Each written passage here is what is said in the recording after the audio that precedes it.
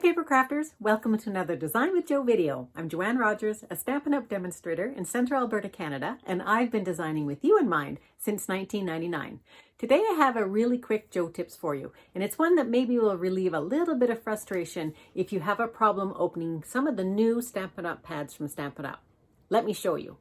If you have some of the new classic Stampin' pads from Stampin' Up!, they changed a few years ago, but sometimes they're a little bit difficult to open. So let me show you what I mean.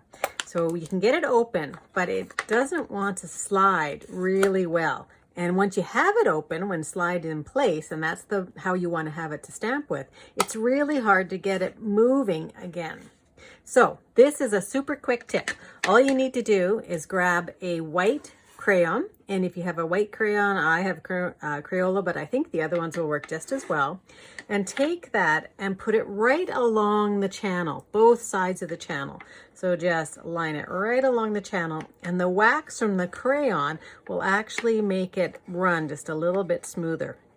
Now, I don't do this automatically when I get a new pad, but it does help. If I am having one that I'm having a lot of problems with, then that's what I'll do. And then it runs a lot easier. Some people also will use a chapstick of some kind. I find for me, that's just a little bit too messy. So I like the idea of a wax crayon. Now you could also use a candle. So if you have a small enough candle that will fit in that little groove, give that a try too.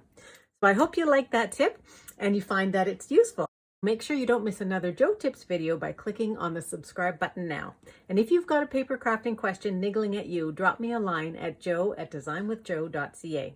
And get on over to my site and join my mailing list. I have all kinds of tips and tricks there too that I send weekly.